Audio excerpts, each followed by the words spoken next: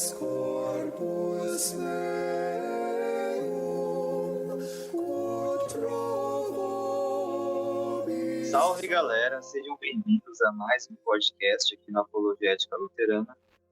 Meu nome é Victor Hugo e eu serei anfitrião de mais uma conversa aqui, mais um podcast.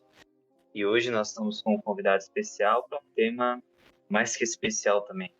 Nós falaremos hoje sobre teologia da cruz. Provavelmente você já ouviu falar desse tema. A teologia da cruz é muito conhecido.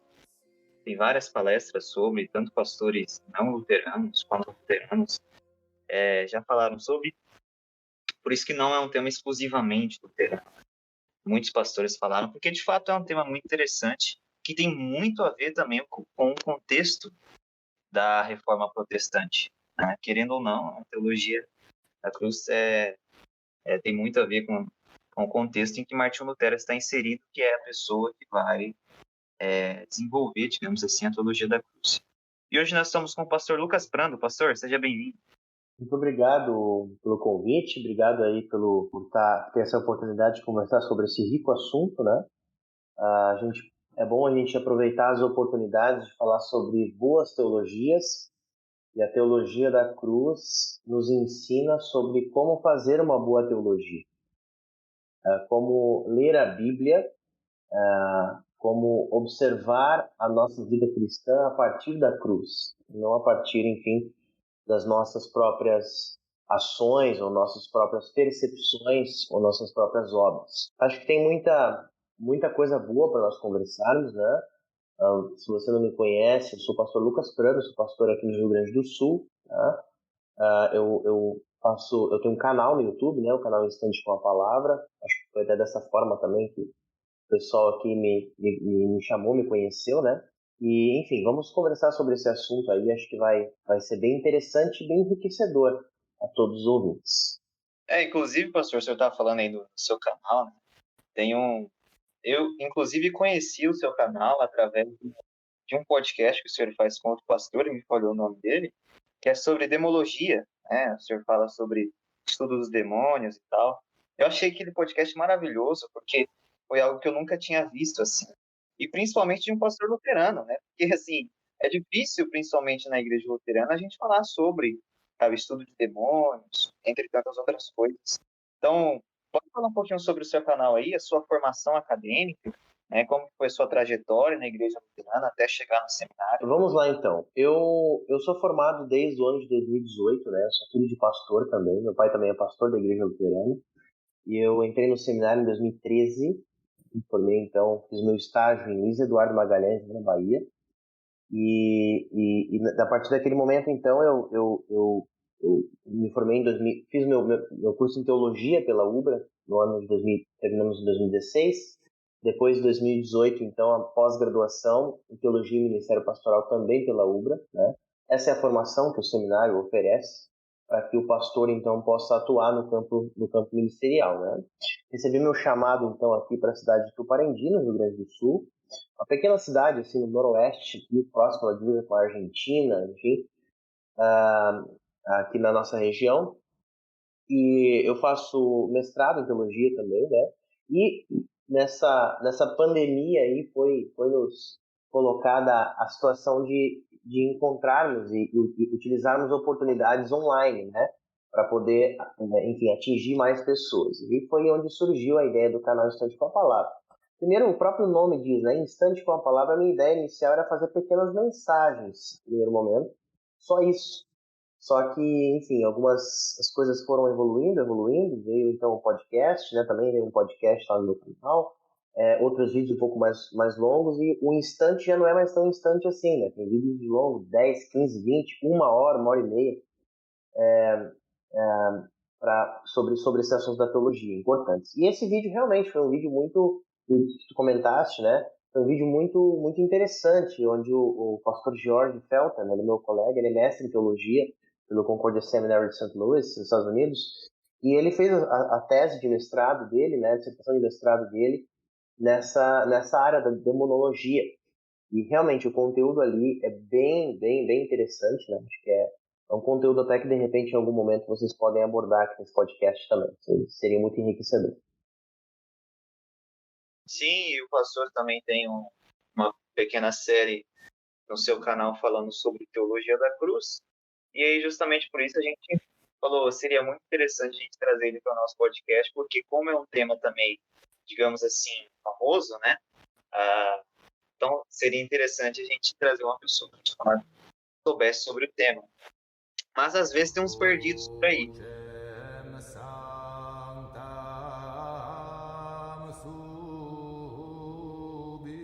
Então, por isso eu gostaria de perguntar para o pastor, já primeiramente, o que seria a teologia da cruz, né? E qual é o contexto em que Martim Lutero está inserido, né, no contexto da Reforma, para elaborar a teologia da cruz? Muito bem. A teologia da cruz, enfim, ela encontra o seu contraste naquela que é chamada de teologia da glória. Nós temos essas duas, entre aspas, teologias. E nesse contexto, a gente vai abordar vai investigar toda a teologia a partir desses dois conceitos estabelecidos por Lutero. Bom, eu já disse que o conceito foi estabelecido por Lutero, obviamente não é uma invenção de Lutero, mas é algo que ele vem resgatar logo no início, né, do movimento da Reforma. Basicamente aconteceu de que forma? A gente conhece muito bem a história, né? Lutero ele postou no dia 31 de outubro de 1517 as 95 teses, né, na porta da igreja do castelo de Wittenberg, né, na Alemanha, e naquele momento então se iniciou ali aquela data marca, né, o início da reforma luterana, a reforma protestante. A partir daquele momento, qual que era a ideia de Lutero? A ideia de Lutero, a expectativa de Lutero era fazer disputas acadêmicas, quer dizer, ele queria colocar a doutrina da igreja em debate. Ele não queria dividir a igreja, isso a gente está cansado de saber. Lutero não tinha a intenção de rachar a igreja. Lutero tinha a intenção de debater, fazer um debate teológico sadio para enriquecimento e para melhorar aquilo que ele considerava que estava sendo feito de maneira equivocada. O que estava sendo feito de maneira equivocada, nós que conhecemos um pouquinho da história da Reforma já sabemos. Doutrina da questão das boas obras, né? A questão das indulgências, enfim. Só passando rapidamente por isso.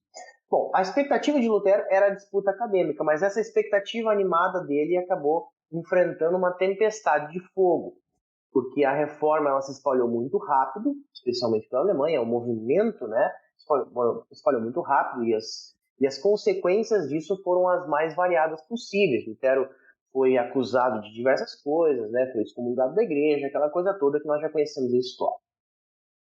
Mas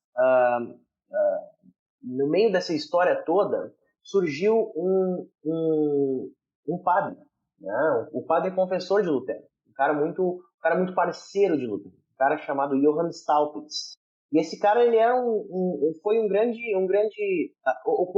oportunizou uma coisa muito importante para a reforma luterana.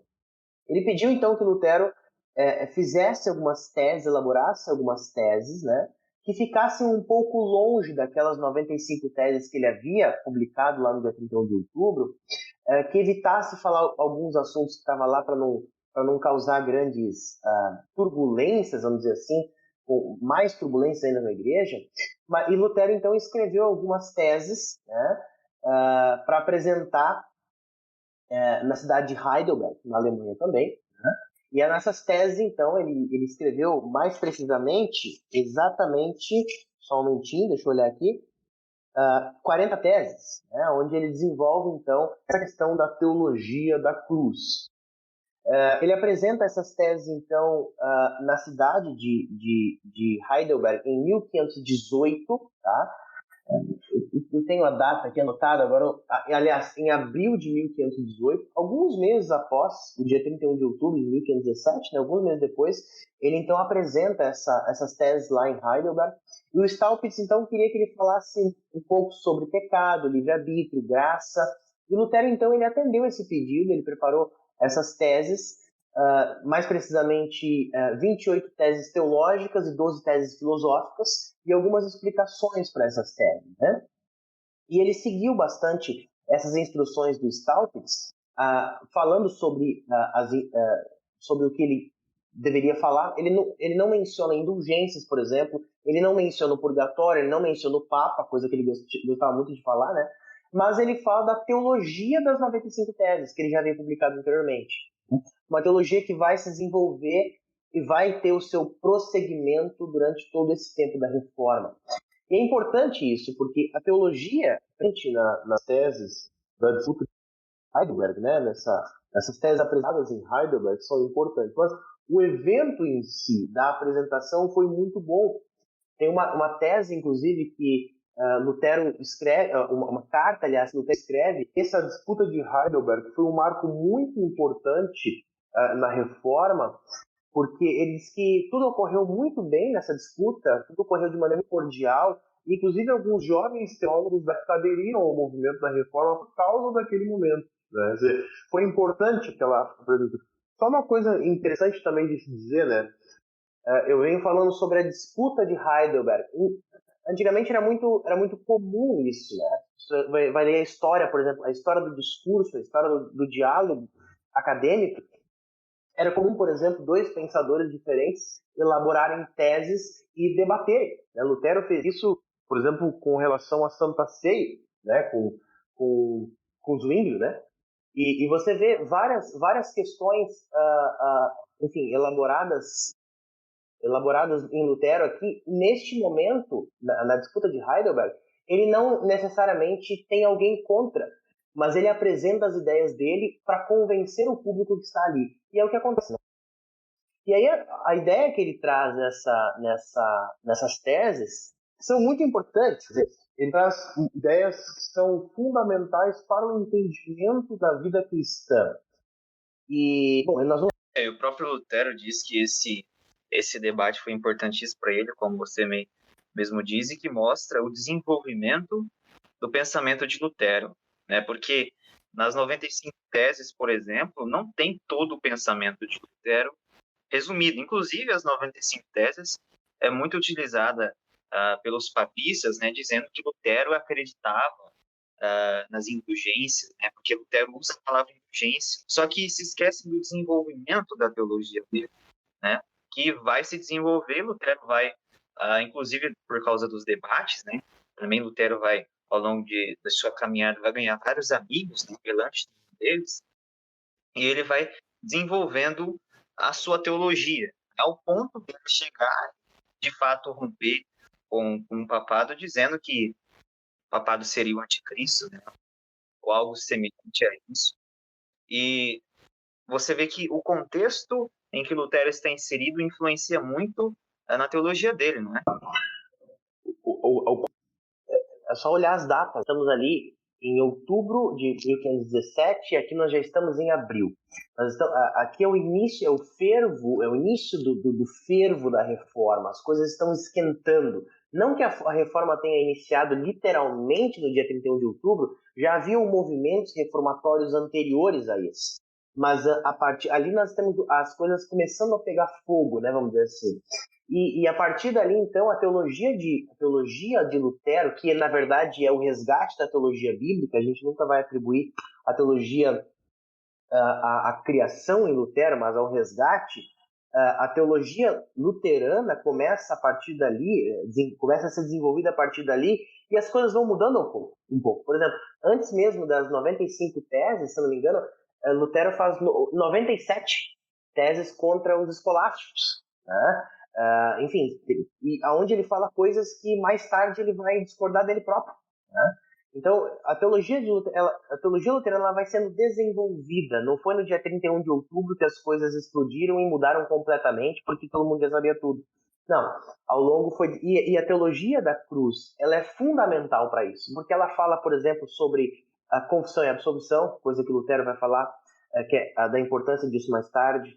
Fala sobre enfim, a doutrina das boas obras, que também Lutero escreveu bastante a respeito. Vai falar sobre diversas situações. Aliás, a cruz, como diz o teólogo John Plas, né, a cruz, Lutero era um teólogo da cruz. Lutero apontava para a cruz. Ele escreve um artigo nessa linha, né? Quer dizer, Lutero ele sempre vai olhar para Cristo como o centro de todas as coisas. E eu acho que essa disputa em Heidelberg e a teologia da cruz sendo desenvolvida nos mostra exatamente isso, né? Exato. E a gente pode dizer sim que a cruz é a centralidade da teologia luterana. Inclusive, tem uma frase de Lutero que ele diz que a cruz seja a nossa teologia, né? Que tudo esteja embasado e debaixo da cruz, né? E a gente vai falar um pouco mais para frente sobre desenvolver, né, o pensamento da teologia da cruz, mas um pouquinho do que você falou, a gente já consegue perceber que a teologia da glória, essa questão do homem achar que consegue se achegar a Deus através de suas obras, né? Achar que por suficiência própria ele consegue se achegar a Deus. E o próprio livro de Concórdia, na Apologia da Confissão, quando vai falar sobre o pecado original, Melanchthon não condena os adversários, né? Porque alguns acreditavam que o homem conseguia se achegar a Deus. E Melanchthon vai dizer, não, jamais. O homem está em concupiscência e vício de natureza. É impossível do homem chegar a Deus, né? Isso aí a gente já consegue ver um contraste, inclusive na apologia, da teologia da glória com a teologia da cruz. Essa questão de que o homem não consegue chegar a Deus, somente Deus consegue chegar ao homem através do sacrifício na cruz, né?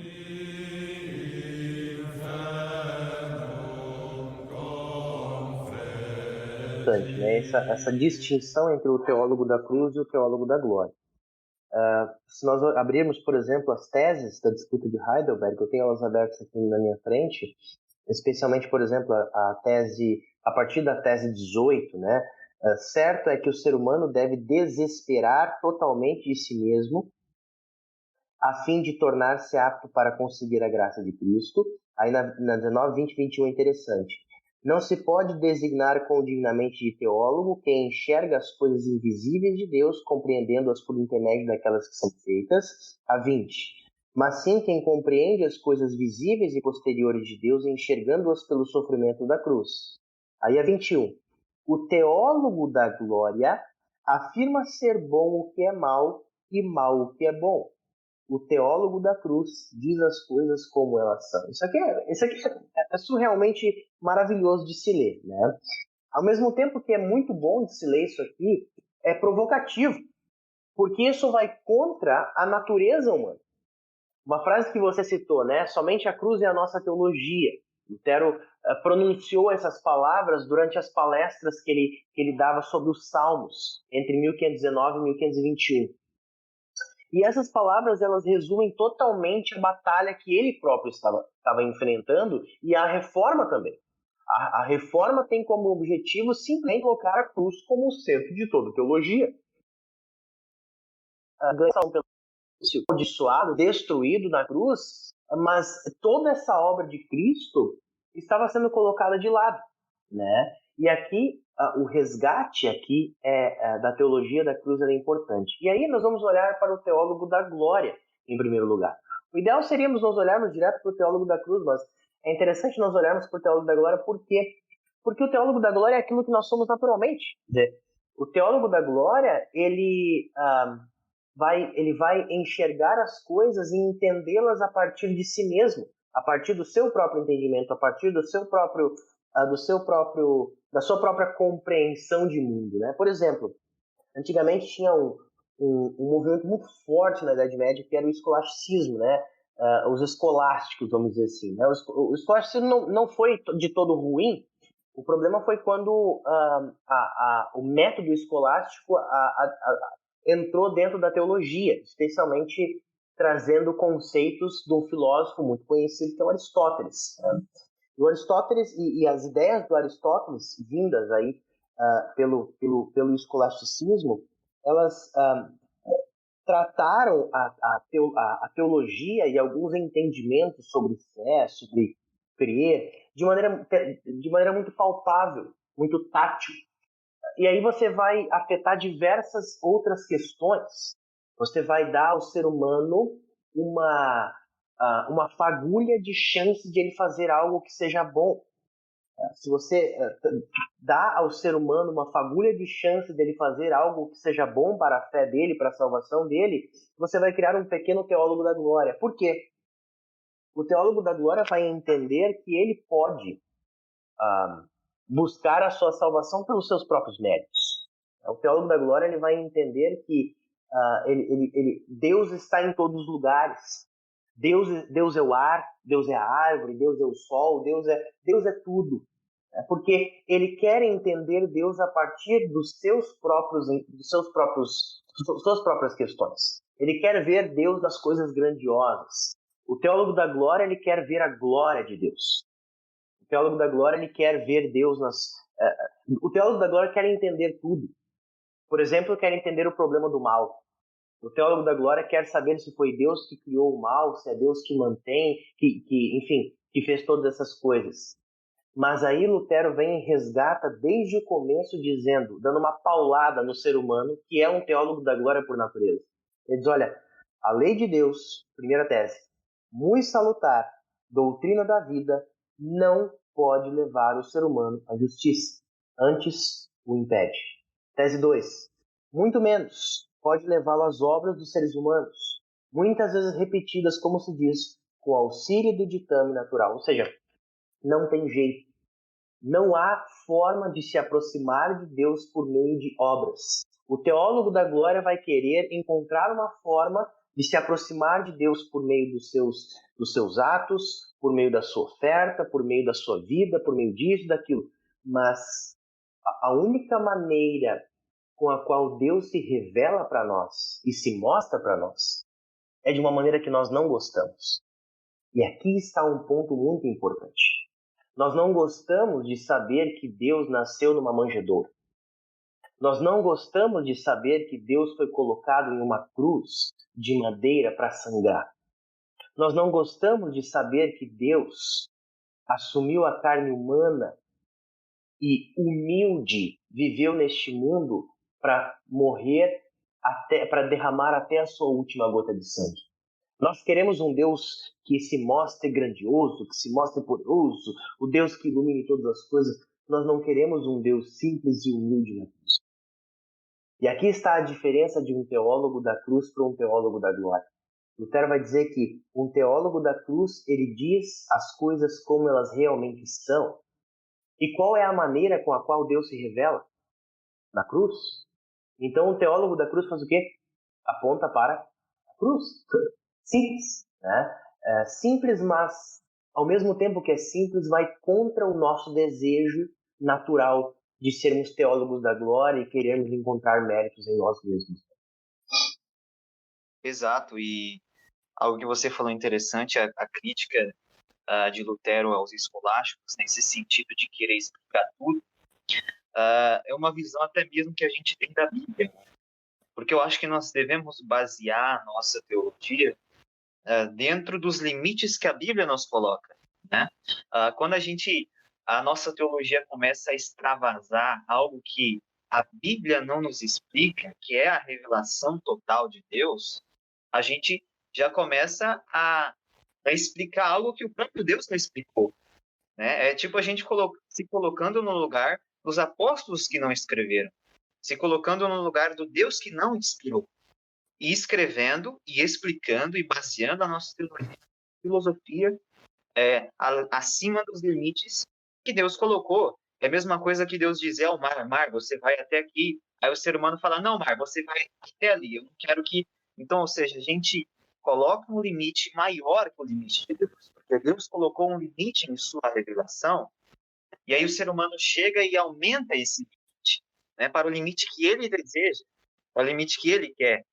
E o que você falou, que nós não gostamos, né, de ver Deus como sendo uma pessoa humilde, como sendo uma pessoa que sofreu para salvar uma humanidade miseravelmente cheia de pecado, nos remete ao que o povo esperava do Messias, né? O povo judeu esperava um rei todo-poderoso que viesse acabar com seus inimigos, que viesse destruir todo mundo e que viesse instaurar o reinado dele, o reinado de Israel sobre todos, né? Os judeus esperavam isso, esperavam uma majestade que viesse num grande cavalo, cheio de glória, cheio de poder.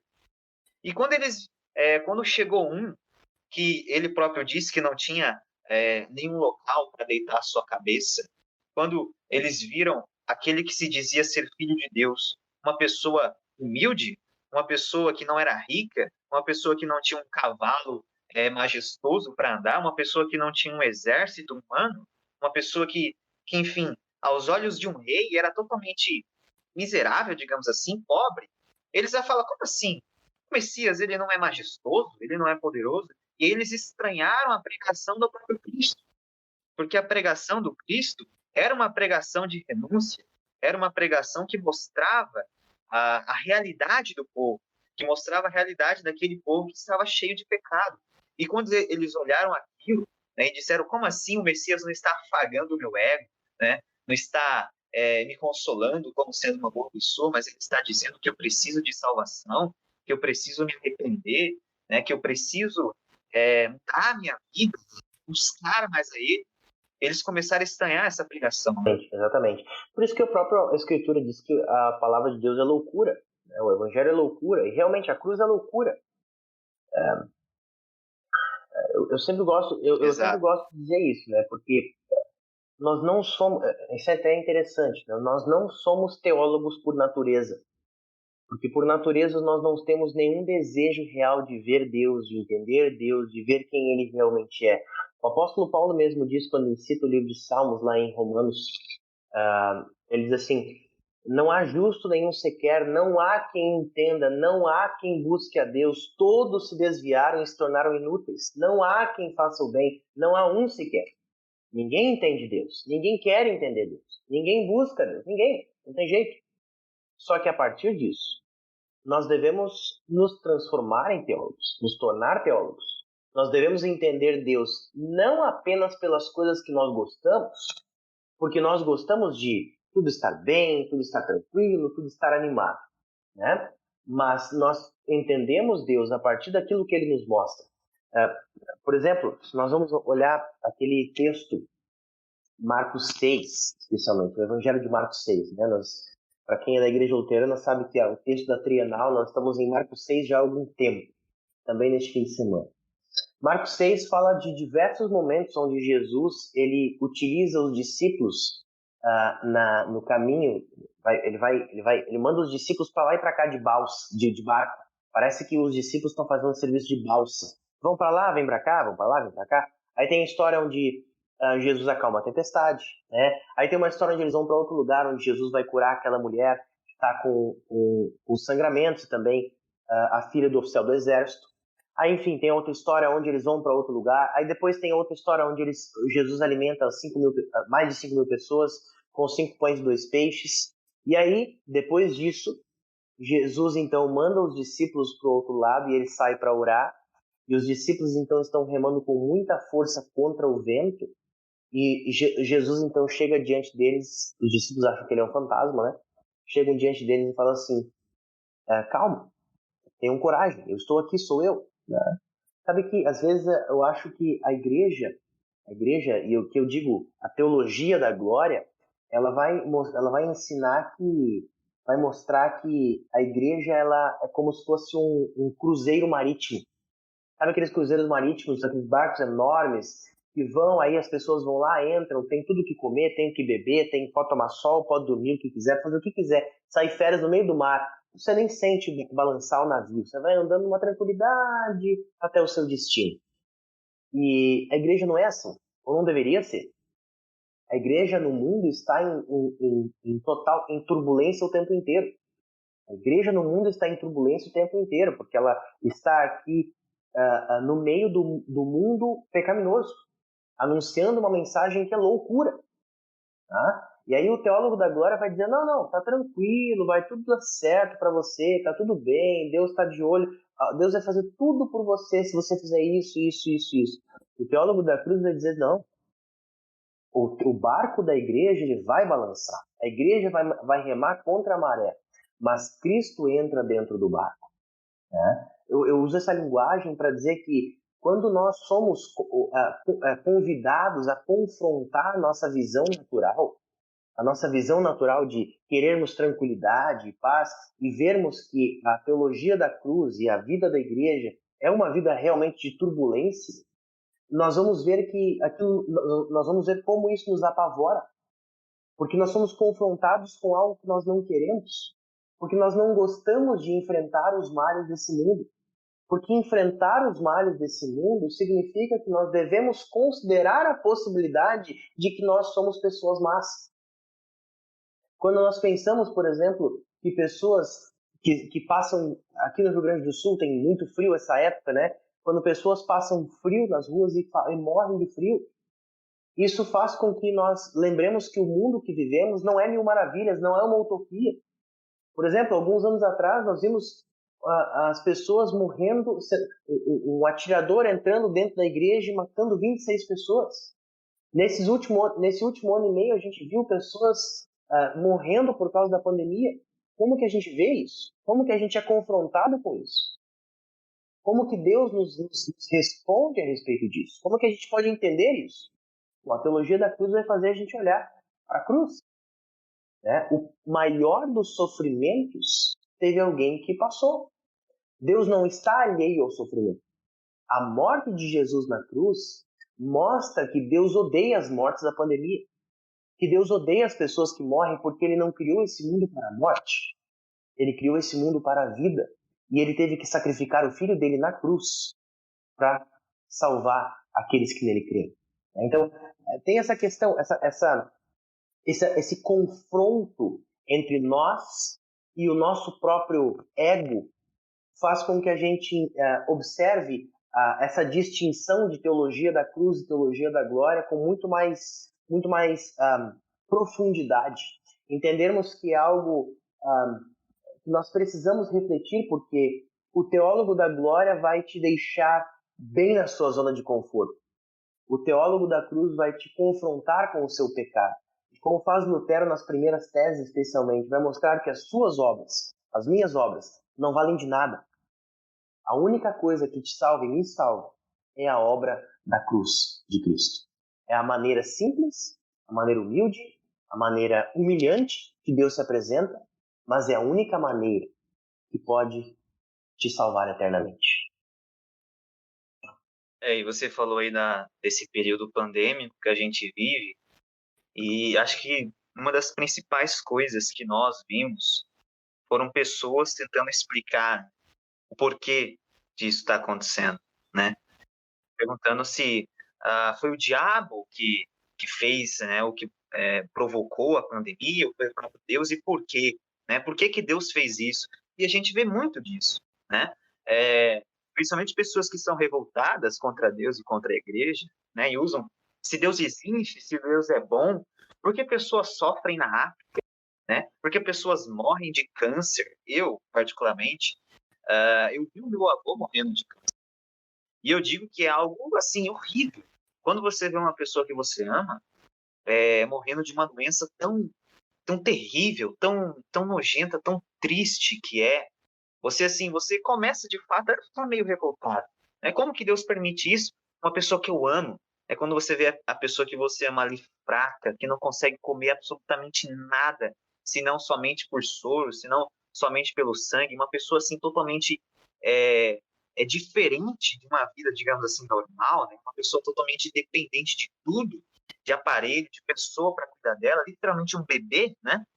Você começa a falar por que Deus permite essas coisas, né? Muitas pessoas até fora da igreja, mas infelizmente muitas pessoas dentro da própria igreja começam a indagar e tentar explicar isso, porque Deus permite essas doenças ou a própria pandemia.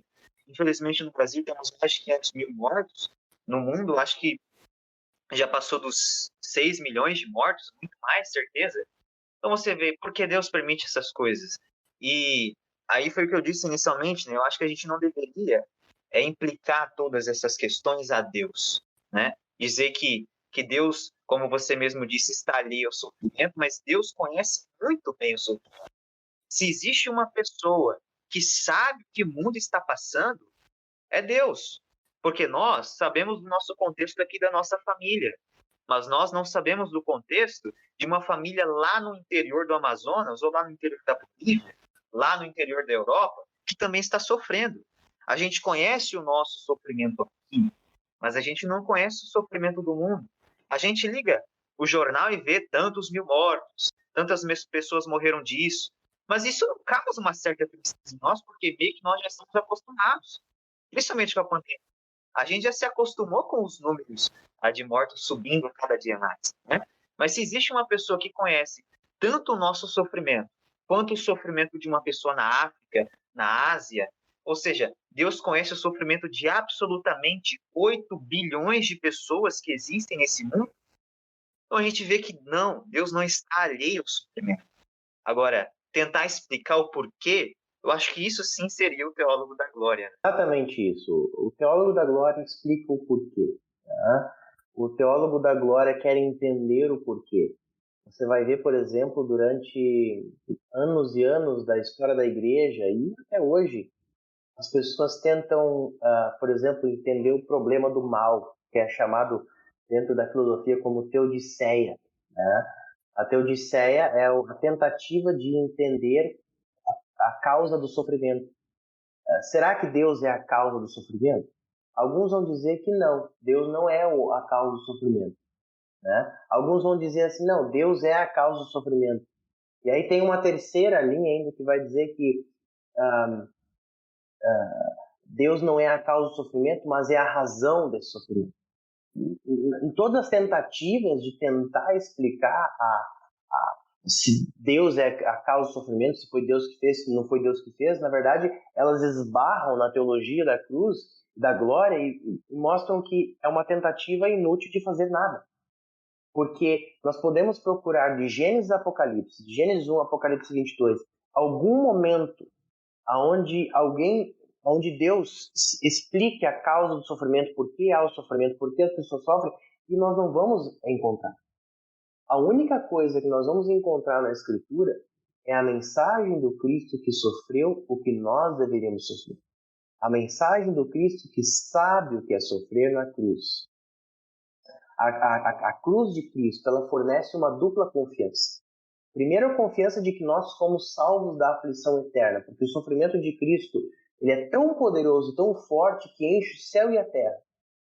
E a segunda confiança, para enfrentar os nossos atuais problemas e confianças aqui nesse mundo.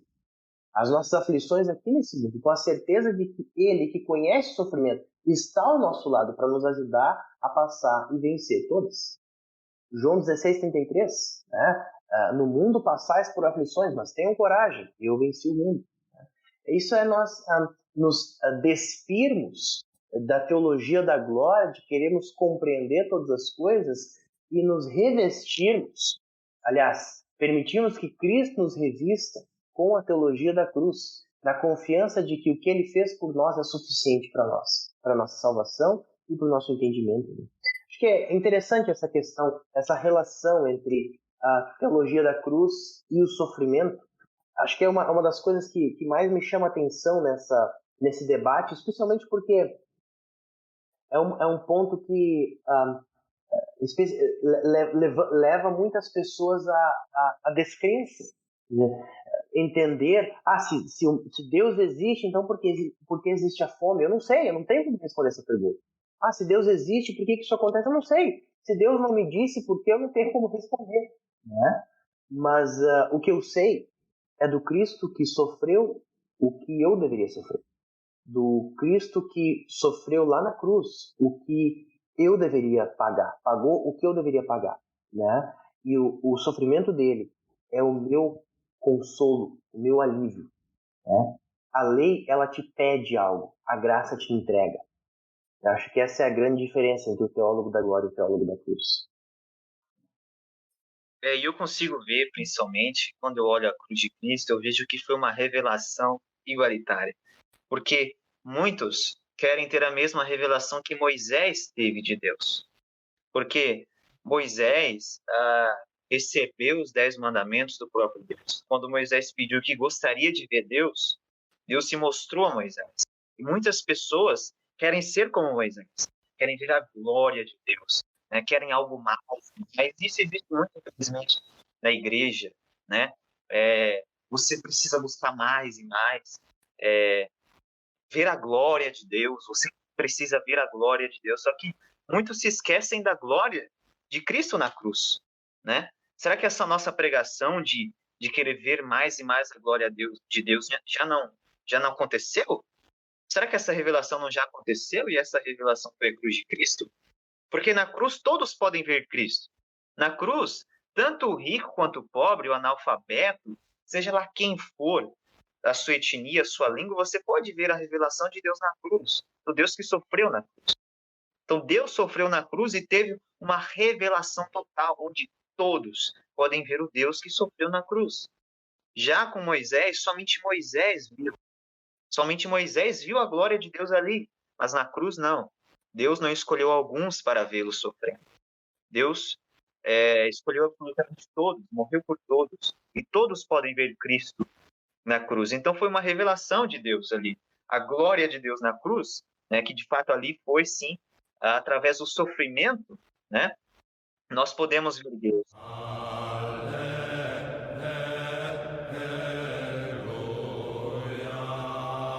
Agora caminhando nas nossas perguntas, falando já exatamente sobre a cruz de Cristo, né? Na cruz nós conhecemos o Deus em estado de humilhação. Como pode Deus se humilhar, sofrer e morrer? Eu procurei aqui o texto que você faz a referência de Moisés, né? Moisés viu a Deus, Êxodo 33, Êxodo 33, 20 a 23, diz assim: E acrescentou: Você não poderá ver a minha face, porque ninguém verá a minha face e viverá. Disse mais o Senhor: Eis aqui um lugar para mim, onde você ficará sobre a rocha. Quando a minha glória passar, eu porei você numa fenda da rocha e cobrirei com a mão, até tenha passado. Depois, quando eu tirar a mão, você me verá pelas costas, mas a minha face ninguém verá. Eu sou pastor, né? Então eu dou instrução de confirmandos. A gurizada é bem curiosa com relação por que será que a gente não pode ver Deus? Mas por que então as pessoas puderam ver Jesus? Olha, pelo simples fato de que ele quis, né? Deus ele tem o poder de fazer o que ele quiser. E aqui ele permitiu que Moisés o visse, né? Como pode um Deus se humilhar e sofrer e morrer? Primeiro por misericórdia. A misericórdia pela criação dele, pelos filhos dele. Como pode um Deus se humilhar dessa forma? Porque ele quer fazer isso. Porque Deus, por amor, decidiu fazer isso. Tomou a iniciativa de vir em nossa direção para nos salvar. A mesma história da parábola do pai e os dois filhos. Ou o pessoal conhece como a parábola do filho pródigo. Particularmente não gosto muito desse nome, mas a parábola do pai com dois filhos. O filho mais moço sai de casa e quando ele volta querendo fazer boas obras, querendo ser o empregado do pai, o pai, antes que o filho peça desculpa, antes do filho oferecer serviço, o pai corre em direção ao filho. E é isso que Deus faz conosco. Ele corre em nossa direção, ele pula no nosso pescoço, como o pai fez com o filho na parábola, ele nos cobre de beijo e diz: seja bem-vindo de volta. Né? Esse meu filho estava perdido e foi achado. Como pode um Deus sofrer dessa forma? Porque é dessa forma que ele quis fazer, que ele quis amar a humanidade. João 3,16. Então, acho que é uma questão muito, muito crucial isso aqui que você coloca, né? É difícil de nós compreendermos e não há como compreendermos nem porquê. Simplesmente nós cremos, né? Tem até uma tese aqui da disputa de Heidelberg, a tese 26, que diz, estava dizendo antes, né? A lei diz isso, faça isso, mas nunca é feito. A graça diz, crê nisso, e tudo já está feito, né? Como pode um Deus se humilhar, sofrer e morrer por nós? Creia nisso, porque tudo já está feito por ti, né? A encarnação de Jesus, a humanidade de Jesus, ela é algo absolutamente miraculoso, perfeito, né? Que nós acreditamos porque ele fez. E é algo que ele fez por misericórdia e amor à criação dele, aos filhos dele, a toda a criação.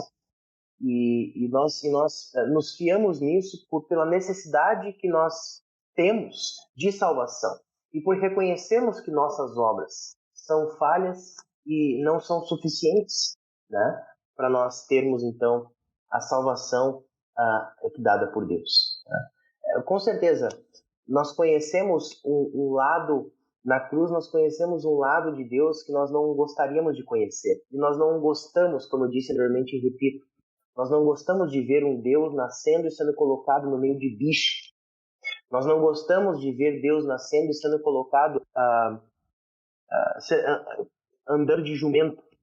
Nós não gostamos de ver um Deus nascendo e sendo pregado numa cruz. Mas é assim que Deus se revelou, sendo totalmente avesso às nossas expectativas, sendo totalmente avesso àquilo que nós esperamos. Porque, primeiro, ele faz do jeito que ele quiser, né? E o jeito que ele quer.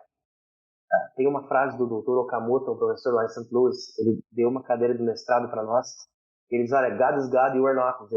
Deus é Deus e você não é. Deus faz as coisas do jeito que ele deve entender fazer. Então, ele fez desse jeito. Por quê? Ele fez. Deus é Deus. E nós cremos nessa obra louca de Deus, porque o próprio Deus nos fez crer nela por meio do nosso batismo. Acho que é isso que eu poderia dizer a respeito desse assunto. E quando você disse aí, quando eu perguntei para você, né, como que Deus conhece o ser humano em estado de humilha? Como que Deus pode se humilhar, né? Como que Deus pode morrer? E você disse por misericórdia. Eu lembrei de um texto que, inclusive, para quem congrega na igreja luterana, eu acho que esse texto foi lido no domingo passado, que é de Marcos 6, né, que diz, ao desembarcar, Marcos 6:34, que diz, ao desembarcar, Jesus viu uma multidão e sentiu pena deles, porque andavam como ovelhas sem pastor. Olha, eu acho esse texto muito interessante, porque mostra o estado do homem sem Deus. O estado do homem sem Deus é literalmente como uma ovelha sem pastor. E como que é uma ovelha sem pastor? É uma ovelha absolutamente perdida. Não sabe para onde vai, não sabe onde está, não sabe o seu fim e nem seu início. É uma ovelha perdida. E Cristo sentiu pena das pessoas. Cristo viu aquelas pessoas como literalmente ovelhas sem pastor, perdidas, que precisavam de um socorro. E quem estuda o Evangelho de João, eu absolutamente amo o Evangelho de João, é muito lindo.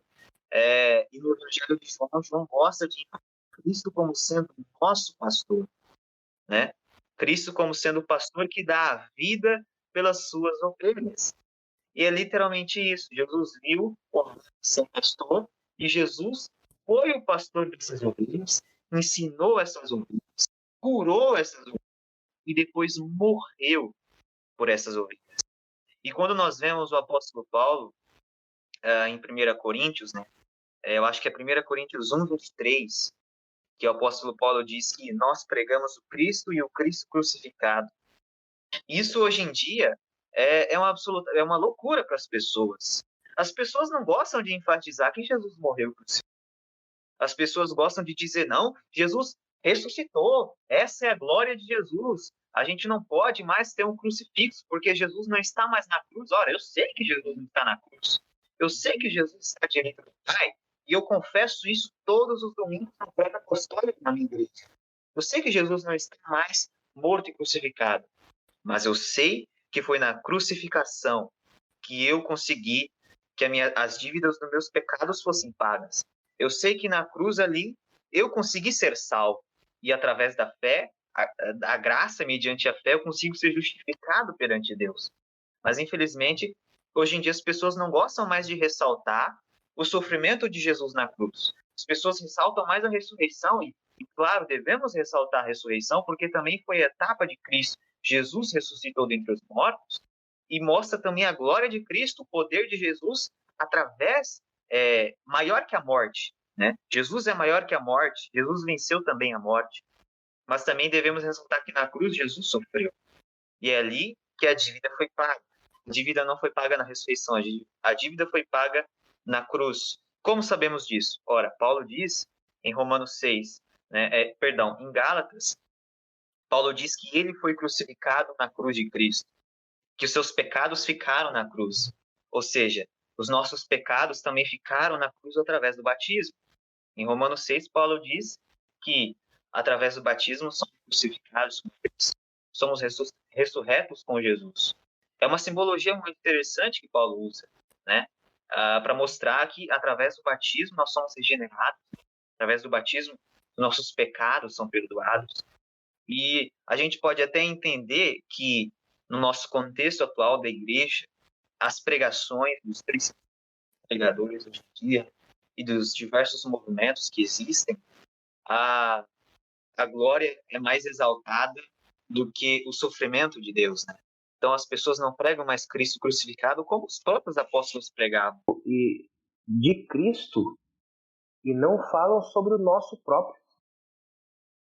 Sobre o sofrimento humano, nosso sofrimento é mais importante do que falar sobre... Aliás, eu faço uma pergunta, uma reflexão aos ouvintes. Em algum momento, no culto que você foi, na igreja luterana ou fora da igreja luterana, o seu pastor ou você, nas suas orações individuais, já agradeceu pelos sofrimentos que você tem? Isso te parece estranho de se ouvir? Para mim também é. Por que eu vou agradecer por sofrer? Mas as teses da disputa de Heidelberg e a teologia da cruz faz com que a gente simplesmente fique desesperado com o nosso próprio estado, para que nós, desesperados do nosso estado, percebamos a completa necessidade de Deus e da cruz. Né? Isso que tudo que você vinha falando agora é muito verdade. E em algum momento a gente porque é bem o que tu disse agora no final, especialmente. Muitas vezes a pregação e ensinamento da igreja, que eu não falo de qual igreja especificamente, mas de muitas igrejas que se dizem cristãs, não, para tudo ficar bem, faça isso, não, vai tudo ficar legal. Às vezes a pregação muito de autoajuda, né? Autoajuda tem entrado na igreja com uma força, a igreja cristã com uma força que chega a dar medo, né? Porque faça isso, porque é assim, porque é assado, porque isso, porque é aquilo. Mas, gente, a vida cristã nunca foi e nunca vai ser mamão com açúcar. A vida do ser humano nunca foi e nunca vai ser fácil. E quando ela é ensinada dessa forma, é um ensinamento que é contrário ao ensinamento bíblico. O próprio Cristo diz, olha, gente, no mundo vocês vão sofrer. Às vezes nós precisamos dar graças pelo sofrimento, porque eles nos lembram a nossa incapacidade, a nossa fraqueza e a nossa necessidade de alguém que venha nos salvar. Por exemplo, já pegando um gancho, né? Lutero escreve, certo é que o ser humano deve desesperar totalmente de si mesmo a fim de tornar-se apto para conseguir a graça de Cristo. Quer dizer, essa tese aqui é a chave de toda a disputa, é o centro de tudo, porque Lutero está buscando, do que ele está buscando com as outras teses anteriores. Não tem nada de bom em nós, por causa do pecado. E qualquer confiança nas nossas próprias habilidades, nas nossas próprias obras, é prejudicial para a nossa vida espiritual. Nós devemos ser abatidos.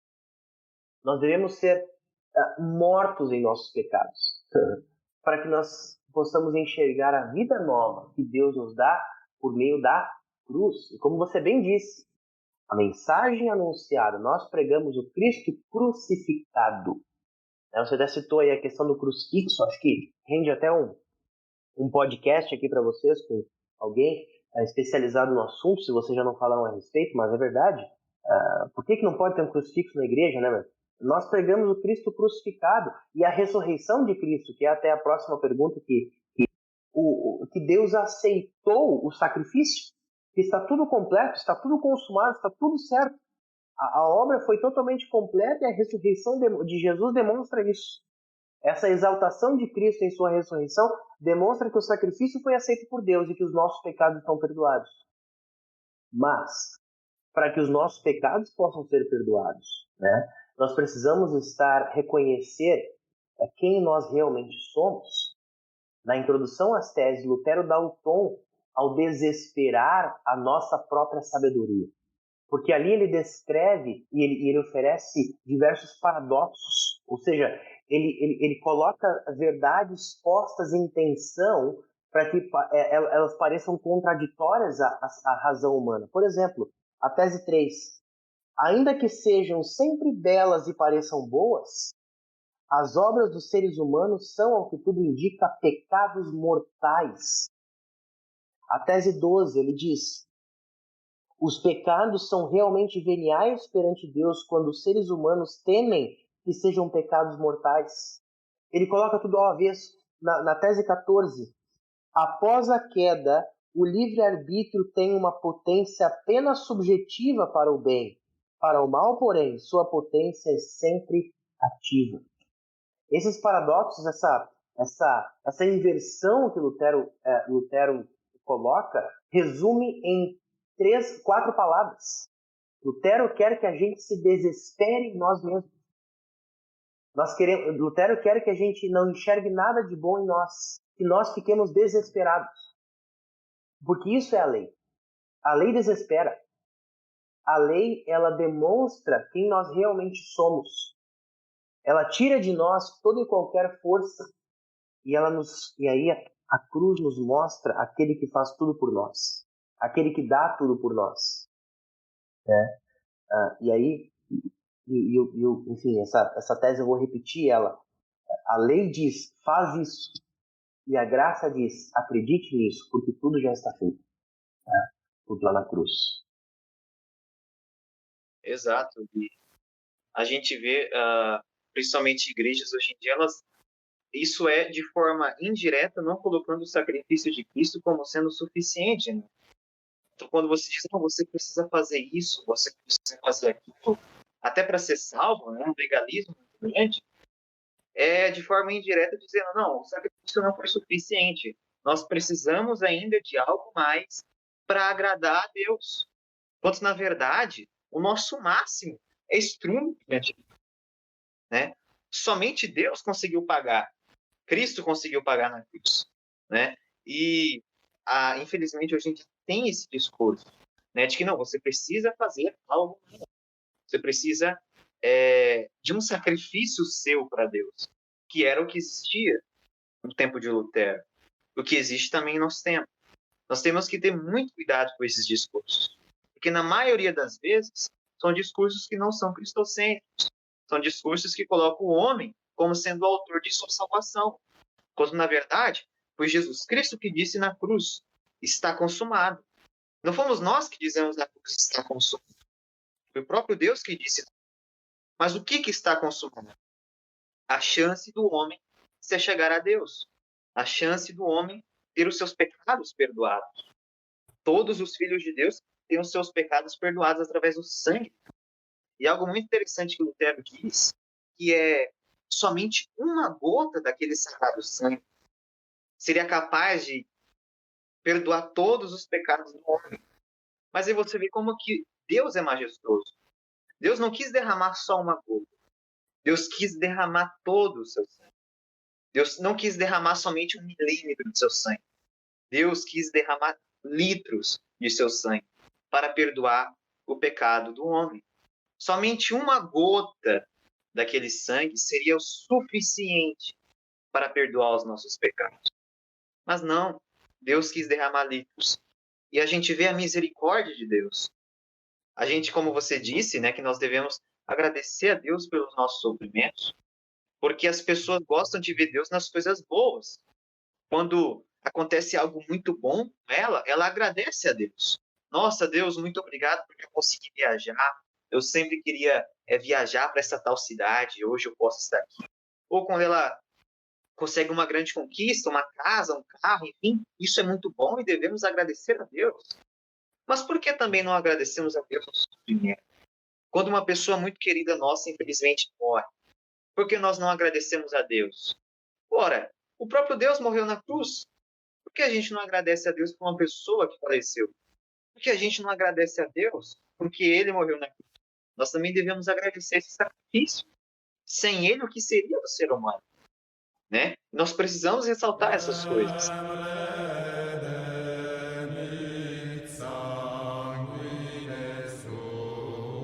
Mas já partindo para a próxima pergunta, já que nós estamos falando muito da cruz de Cristo, e esse é o objetivo, né? O que a teologia da cruz também diria sobre a ressurreição? Isso, né? De repente, se tu tiveres algo a mais para comentar, mas basicamente creio que o que a teologia da cruz nos diz sobre a ressurreição é que o sacrifício foi aceito, né? O sacrifício foi aceito. Deus aceitou o sacrifício de Cristo. E a ressurreição demonstra como isso está literalmente acabado, né? Foi tudo consumado na cruz. Foi na cruz que Jesus disse que está tudo consumado. Mas a ressurreição de Cristo, o ato milagroso da ressurreição, que aliás não é a primeira ressurreição da Bíblia e não foi a última, mas é a mais importante de todas, mostra que o sacrifício de Jesus foi completamente aceito por Deus e que os pecados da humanidade estão perdoados, que apenas aquele sacrifício é capaz de perdoar toda a humanidade, como você disse, né? Porque Deus o aceitou como um sacrifício agradável. A gente faz referência, por exemplo, ao sacrifício do Antigo Testamento, né? Que eram feitos periodicamente, as pessoas ofereciam os seus sacrifícios a Deus para que pudessem então ter os seus pecados perdoados. Esse último sacrifício, o Cordeiro de Deus que tira o pecado do mundo, foi sacrificado, se entregou em sacrifício, se deu em sacrifício, e esse sacrifício foi aceito por Deus, e isso é de maneira bem evidente, evidentemente mostrada, né, na sua ressurreição. Eu também sigo essa mesma linha, e eu acho que a ressurreição de fato foi isso. Foi mostrar para o homem que Deus morreu e que Deus também ressuscitou. Né? A ressurreição também foi, acho que, uma prova das pessoas que Jesus também era Deus. Né? Porque em várias passagens nós vemos que a Bíblia diz que o Pai ressuscitou Cristo e que Jesus se ressuscitou. Aí muitos talvez se estranham, né? Como assim? Mas acho que acho que não, foi de fato a ação conjunta da Santíssima Trindade. E Cristo ali ressuscitou e mostrou para os outros, né? Eu morri, eu sofri e também ressuscitei. Ressuscitei dentre os mortos. Também foi uma vitória, a mostra para a morte, para o diabo e seus demônios. Eu sou Deus. Jesus mostrou para a sua criação. Eu sou Deus. Eu posso ressurgir dos mortos, né, através de sua morte. Eu acho que foi basicamente isso, né?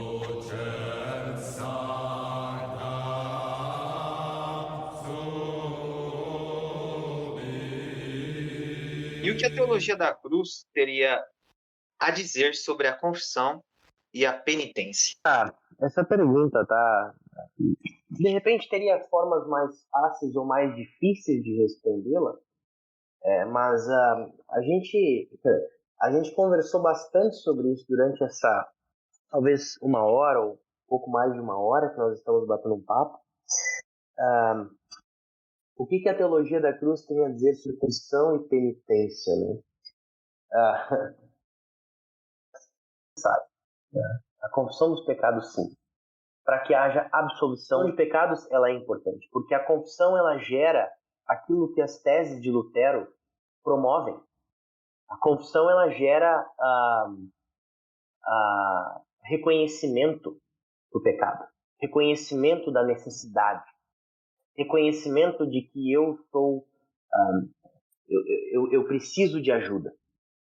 Mas a confissão, ela só é completa, ela só é, vamos dizer assim, correta se o que vir depois dela é a absolução.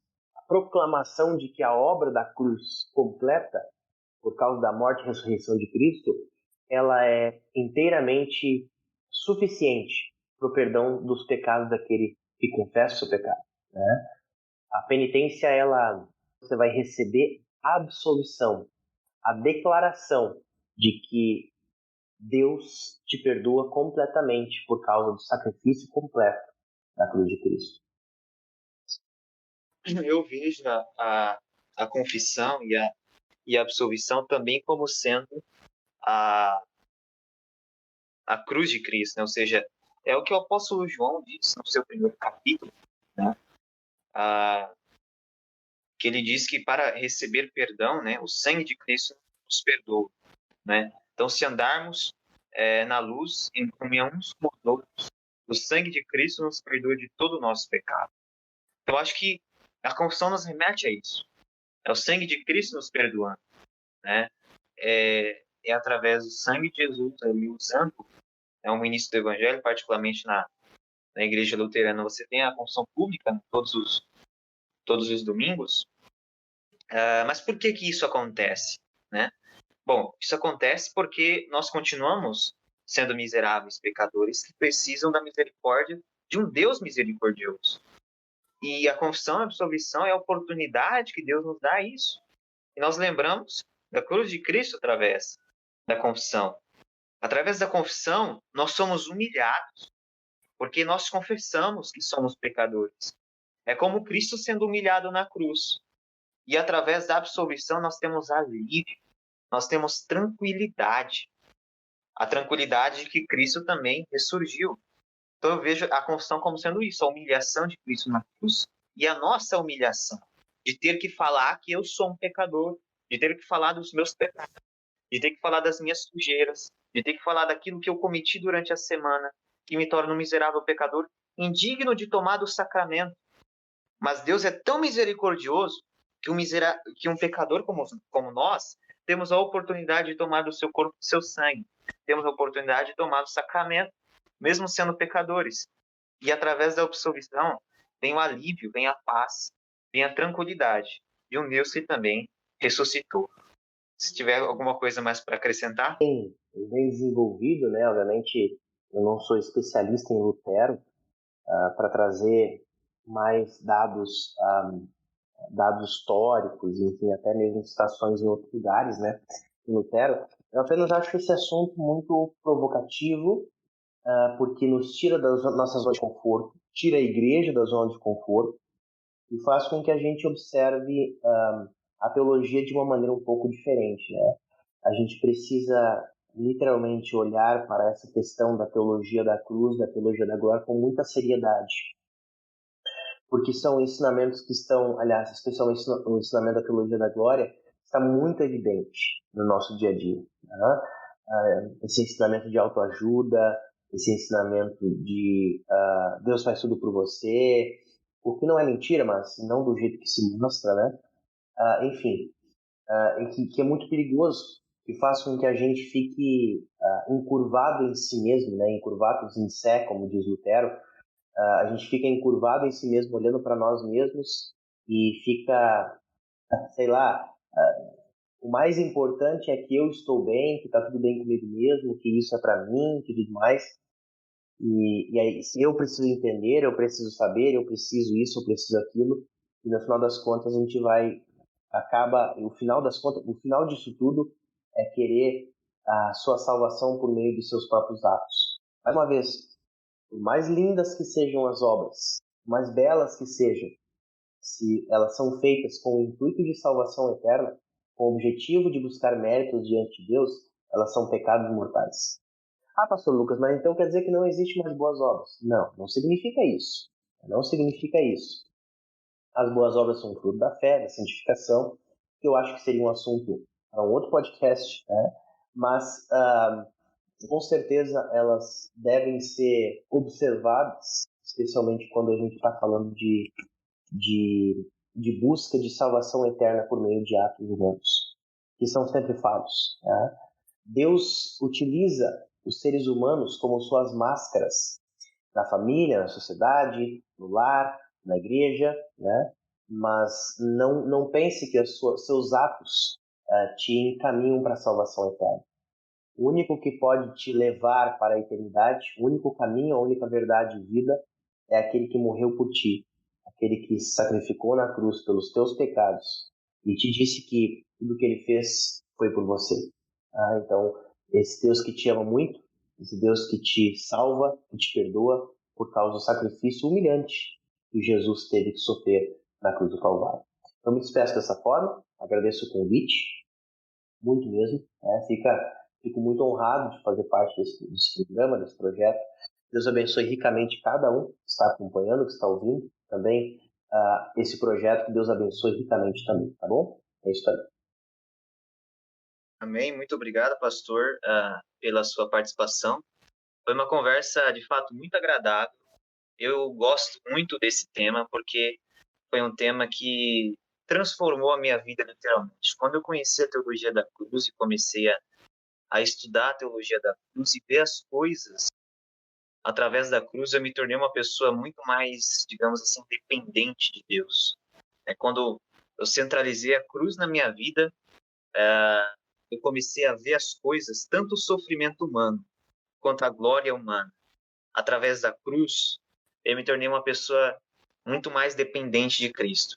E é isso que, de fato, nós queremos de você também, né? Olhe para o sofrimento humano também como entendendo que Cristo também sofreu. E olhe para a glória humana como entendendo que Cristo também está em glória no céu. Então, centralize Cristo na sua vida, centralize a cruz de Cristo na sua vida, porque eu fiz isso e eu que, digamos assim, eu era um teólogo da glória, mas a teologia da cruz de Deus me salvou, né? Cristo me salvou através dessa maravilhosa mensagem, que não passa de ser uma mensagem do Evangelho bíblica. E comecei a, de fato, centralizar Jesus, a cruz e o sofrimento de Cristo na minha vida. A minha vida espiritual mudou.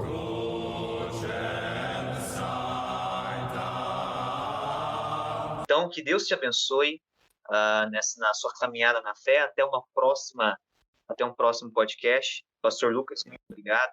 Até a próxima.